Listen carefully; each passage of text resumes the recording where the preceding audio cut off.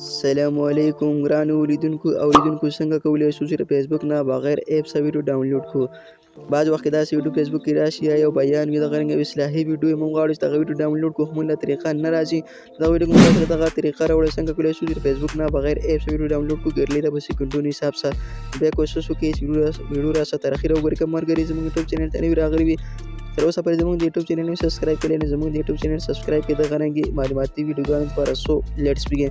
دې لپاره ولاړ شئ خپل موبایل کې فیسبوک اپلیکیشن ته فیسبوک آن کې فیسبوک هم چې کله آن کو نو الریډي زما سره په فیسبوک کې ویډیو سیو دي او زه ورځم دغه ویډیو ته چې د فیسبوک نه به ګرلې ته ویډیو څنګه ډاونلوډ کوم. تاسو به ښکاري درې لانه په درې لانه به داسې کلیک واخلئ. که باندې کلیک واخیستو تاسو به ښکته ښکاري سیوډ په د سیوډ به کلیک واخلئ.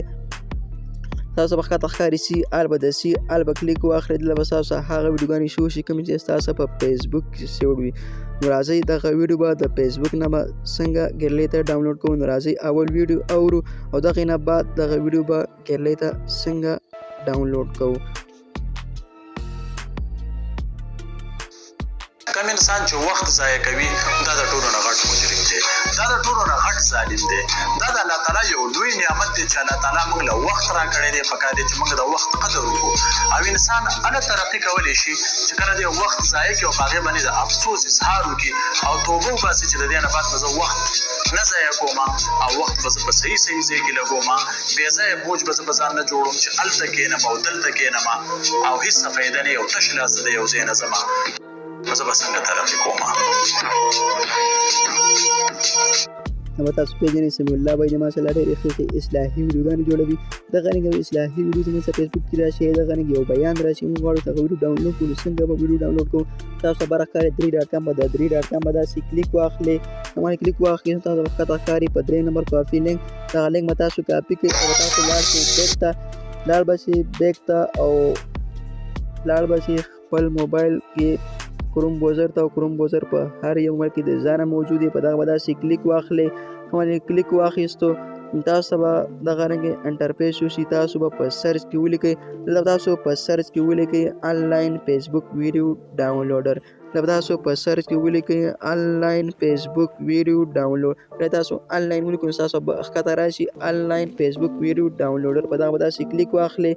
باندې کلیک واخیستو تاسو به دغه رنګې انټرفیس وشي. تاسو به ښکاري 5 نمبر فیسبوک ویډیو ډاونلوډر آنلاین. په دغه به داسې کلیک واخلئ. که باندې کلیک واخیستو نو تاسو به ښکته ښکاري د خانه کې لیکلي انټر فیسبوک وی آی. په دغه خانه کې به تاسو هغه لینک دلته پیسټ کړئ کوم تاسو هلته په فیسبوک کې کاپي کړی نو په دغه به داسې ګوته ونیسي. هغه لینک به تاسو دلته پیسټ کړئ. صحیح کوم چې لینک پیسټ کړو تاسو به خو ښکاري ډاونلوډ. په دغه ډاونلوډ به داسې کلیک واخلئ. باندې کلیک واخیستو نو هغه ویډیو به ستاسو دلته شو شي کومې تاسو په فیسبوک کې لینک کاپي کړی و. نو تاسو به ښکته ښکاري ډاونلوډ ویډیو ان نارمل کوالټي ډاونلوډ ویډیو ان ایچ ډي کوالټي. تاسو په کومه کې ډاونلوډ کوئ نو زه په ایچ ډي کې ډاونلوډ کوم. دغه به داسې کلیک واخلئ. باندې کلیک واخلئ تاسو ته بره ښکاري دغه زموږ سره ډاونلوډ شروع شو.